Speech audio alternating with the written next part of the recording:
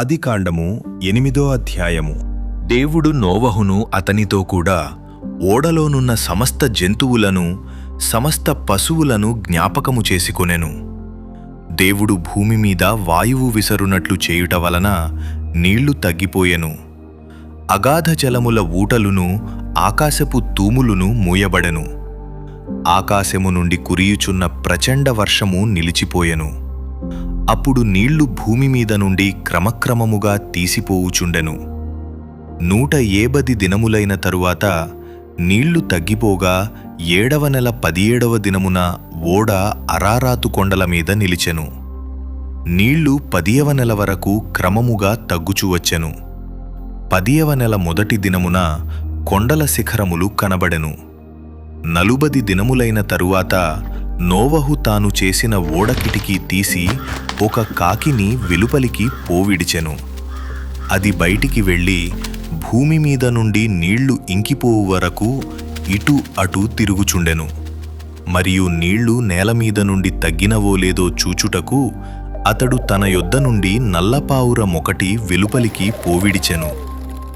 నీళ్లు భూమి అంతటి మీద నున్నందున తన అరకాలు నిలుపుటకు దానికి స్థలము దొరకలేదు గనుక ఓడలోనున్న అతని యొద్దకు తిరిగి వచ్చెను. అప్పుడతడు చేయి చాపి దాని పట్టుకొని ఓడలోనికి తీసుకొనెను. అతడు మరి 7 దినములు తాళి మరల ఆ నల్లపావురమును ఓడలో నుండి వెలుపలికి విడిచెను. సాయంకాలమున అది అతని యొద్దకు వచ్చినప్పుడు త్రుంచబడిన ఓలీవ చెట్టు ఆకు దాని నోట నుండెను గనుక నీళ్లు భూమి మీద నుండి తగ్గిపోయెనని నోవహునకు తెలిసెను. అతడింక మరి 7 దినములు తాళి ఆ పావురమును వెలుపలికి విడిచెను. ఆ తరువాత అది అతని యొద్దకు తిరిగి రాలేదు. మరియు 601వ సంవత్సరము మొదటి నెల తొలి దినమున నీళ్లు భూమి మీద నుండి ఇంకిపోయెను. నోవహు ఓడకప్పు తీసి చూచినప్పుడు నేల ఆరియుండెను. 2వ నెల 27వ దినమున భూమి ఎండియుండెను.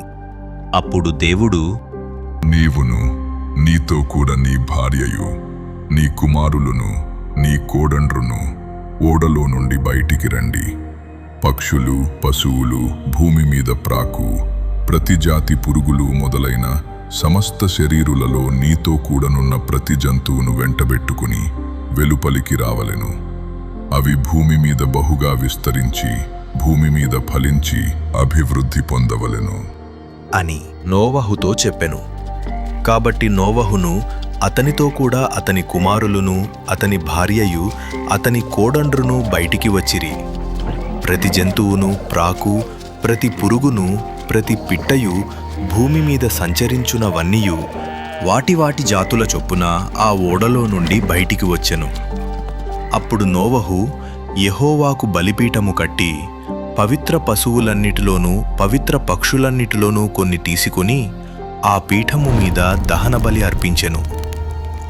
అప్పుడు యెహోవా ఇంపైన సువాసన నాగ్రాణించి, ఇక మీదట నరులను బట్టి భూమిని మరల శపించను. ఎందుకనగా నరుల హృదయాలోచన వారి బాల్యము నుండి చెడ్డది.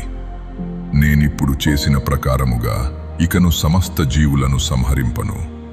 భూమి నిలిచియున్నంత వరకు వెదకాలమును కోతకాలమును శీతోష్ణములును వేసవి శీతకాలములును రాత్రింబగళ్ళును ఉండక మానవు అని తన హృదయములో అనుకొనెను.